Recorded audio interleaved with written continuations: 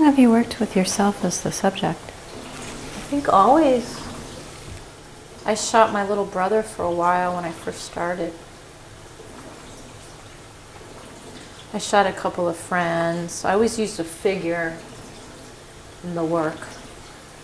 But very quickly I started doing self-portraits because I had that situation where I couldn't get people to show up or whatever. So I just started using myself.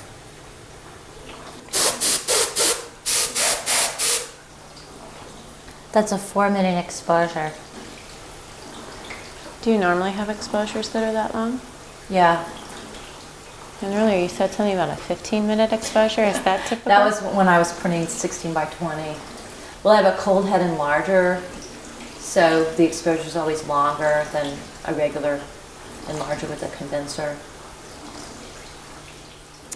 And what I usually do when I have long exposures that I sit in that chair that you're standing on. Oh, I'm sorry. No, I mean, what I do is I try to use the time that I have when I'm printing to think, you know, instead of like just looking at the timer going, oh, is it almost done? Or I try to use that time to find something of meaning to think about. And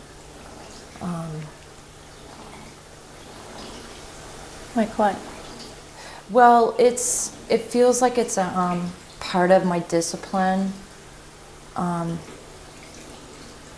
That, you know, this using the traditional printing process is very long.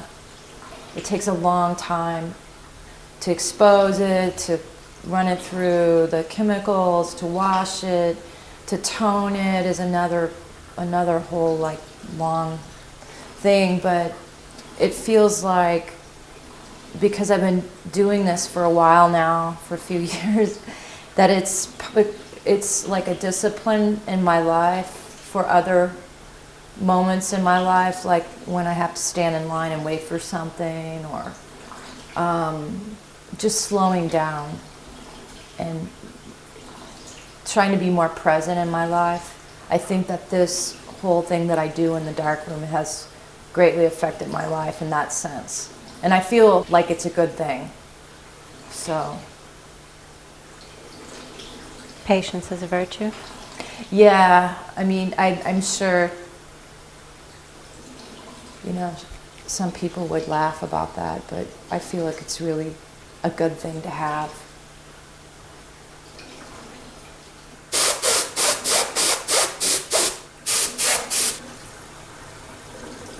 How much schooling in photography have you done? In photography, I don't know, probably about 6 years. Went to art school for a couple years.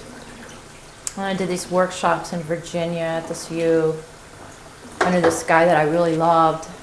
Then I did some private lessons from this guy in Miami. I did technical school, like a 2-year course there. Then when I was in Japan, I went to school there for a few years. It was a design school.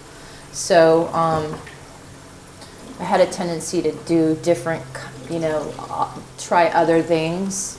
And I did like this 4-year course in ikebana, it's like flower arranging. But that was something that was good for my eye.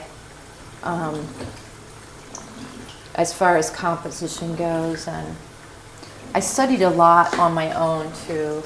I read a lot about it, looked at a lot of photographs that excited me. At the time, I was really excited about Cindy Sherman's work. Uh-huh. And this guy named Ralph Eugene Meatyard and Bresson. I was really excited about his work. They were all people, well, Cindy Sherman working in self-portraiture, and Bresson was like really into the decisive moment and like waiting out for the right time to make a photograph.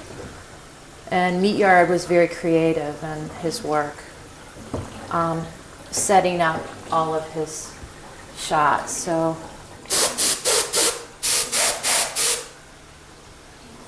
I've also been doing this, like really thinking about listening to my intuition, and I've been doing that a lot in the darkroom as well.